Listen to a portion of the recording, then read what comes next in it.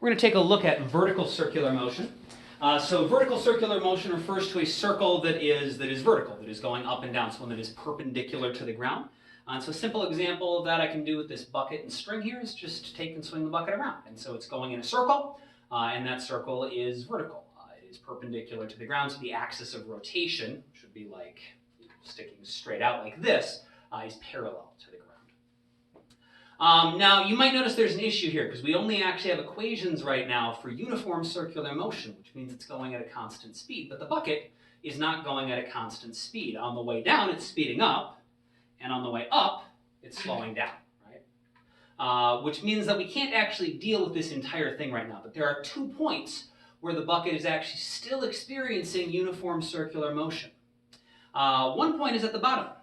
That's because on the way down, the bucket is speeding up, and on the way up, the bucket is slowing down. So right at the bottom is the instant in between when the bucket is speeding up and slowing down, which means at the very bottom, the bucket is not getting faster and not getting slower, which is what we need for uniform circular motion.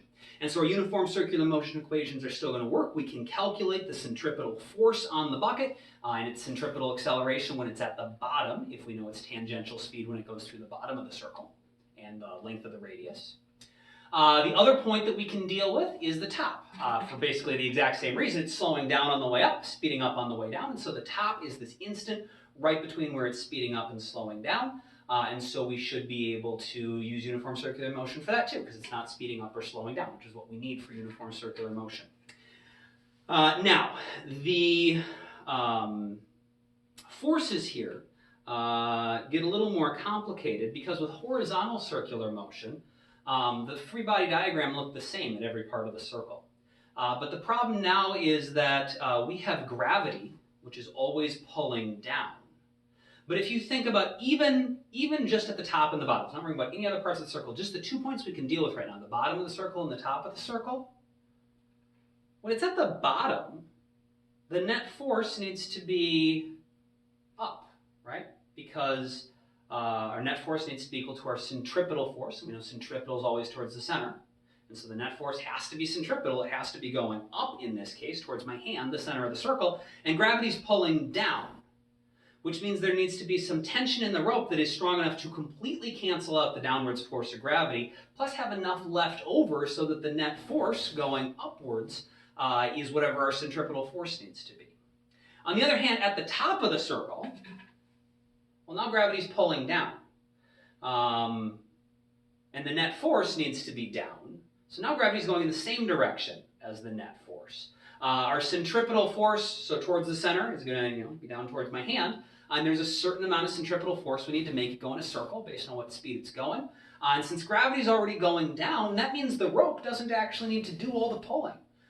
It's just going to, instead of canceling out gravity like it did at the bottom, the string can pull down and help gravity to provide the centripetal force. And we'll draw some diagrams of this when we get to our notes. But so at the top, the tension in the string is going to be less than the centripetal force. At the bottom, the tension in the string is going to be greater than the centripetal force. And I can actually feel that. If I spin this around in a circle, I can feel the rope pulling on my hand. And I can feel when it goes through the bottom, the rope is pulling harder because at the bottom, the force in the rope, in the tension, has to be bigger than it is at the top. Because on the bottom, it's canceling out gravity and then also providing the centripetal force with what's left over. On the top, it's combining with gravity, so it doesn't need to be as big to give us the centripetal force.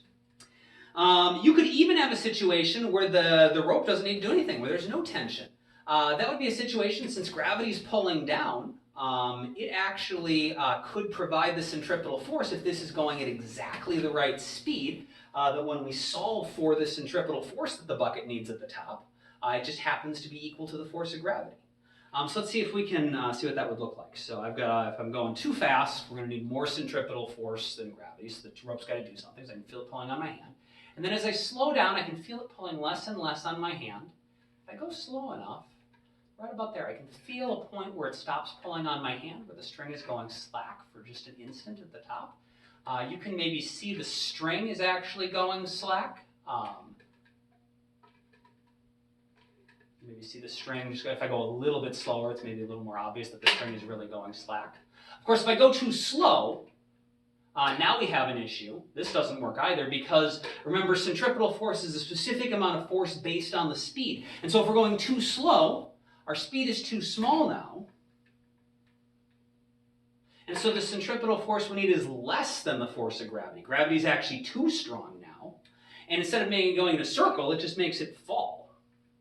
And so we can only have gravity providing the centripetal force by itself at exactly the right speed. At lower speeds, it can't actually go in a circle unless maybe I attach something to it that I could push upwards with to cancel out part of gravity. And at higher speeds, then we can, basically until the string breaks, we can go as fast as we want, but we're going to have more and more tension in the string to make it go in a circle. And so we're going to look at how we set up the free body diagrams for vertical circular motion. Not everything looks like this, where there's a force pointing towards the center from a string or something. Roller coasters and Ferris wheels are both examples of things that can make vertical circles, either a loop-to-loop in a roller coaster or just a Ferris wheel itself. And they work differently. They obviously don't have a rope tied to the rider because that would be horrible. But they still have to provide a centripetal force going towards the center, and we're still going to focus primarily on the top and the bottom of the circles.